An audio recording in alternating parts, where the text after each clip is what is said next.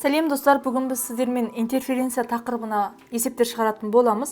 Бұл бізде Арман ПВ баспасының 13-ші жаттығуының есептері, бірінші және екінші. Бірінші есеп толқындардың қабаттасуы нәтижесінде олардың максимал әлсіреуі байқалатын серпімді ортада екі когерентті толқынның орта нүктелеріне дейінгі минимал таралу жолдарының айырымын анықта дейді. Толқын көздері 0,4 кГц жиілікпен бірдей фазада тербеледі. Толқынның берілген ортадағы таралу жылдамдығы 240 метр бөлінген секунд дейді. Алдымен бірінші есептің берілгенін жазайық. Яғни жиілігі берілген 0,4 кГц дейді. Және жылдамдығы берілген В 240 метр бөлінген секунд. Бізге дельта L, яғни толқындардың таралу жолдарының айырымын минималды мәнін тап дейді. Енді бұл жерде әлсіреу байқалады десе, әлсіреу байқалады деп тұр бізде. Яғни онда неміз қалай болады?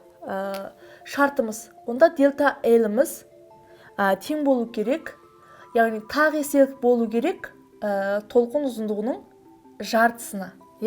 Алдымен біз толқын ұзындығын тауып алайық. Толқын ұзындығымыз тең болады, ол бізде жылдамдықты бөлеміз жиілікке.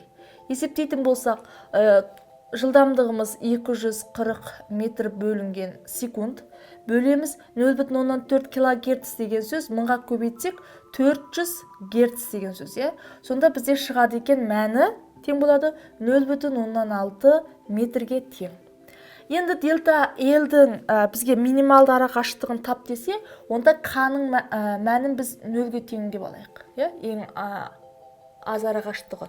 Онда дельта L-іміз тең болады.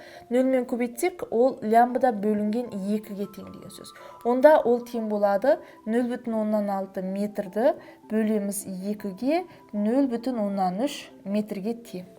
Енді келесі екінші есеп. Екі когерентті толқынның берілген ортаның бірінші толқын көзінен 16 метр, екінші толқын көзінен 31 метр қашықтықта орналасқан нүктедегі интерференция нәтижесін анықтаңыз депті. Толқынның көздері 20 миллисекунд периодпен бірдей фазада тербеледі.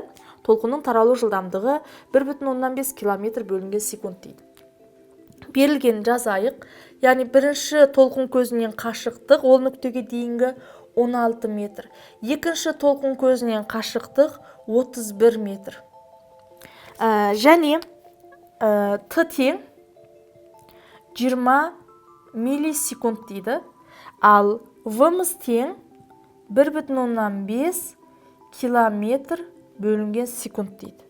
Яғни бізде максимум байқалама, минимум байқалама, соны анықта дейді.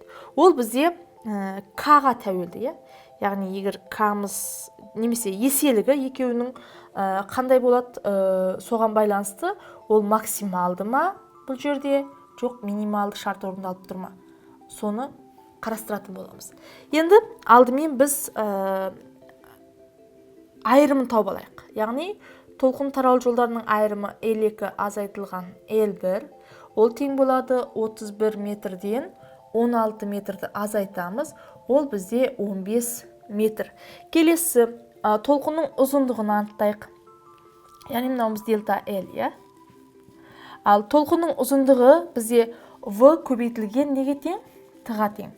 Мәндерін орнына қойсақ, 1,5 көбейген 10-ның 3 дәрежесі километр дегенімізді метрге айналдырсақ, метр көбейтілген секунд, миллисекунд дегеніміз милли 10-ның минус 3 дәрежесі секунд. Сонда мына екеуінің көбейтіндісі 1-ге тең. Сонда 20 мен 1,5-ті көбейтсек, бізде 30 метр шығады екен.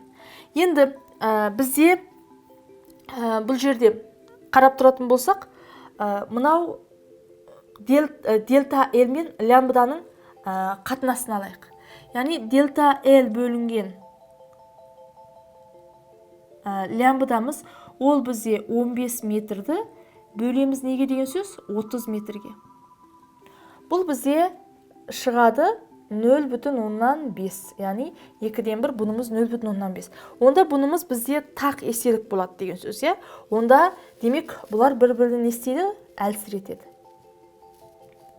Яғни бұл екі толқынның көзінен шыққан екі толқын түйіскен нүктесінде бір-бірін әлсіретеді, яғни минималды байқалу интерференцияның минималды жағдайы не істейді?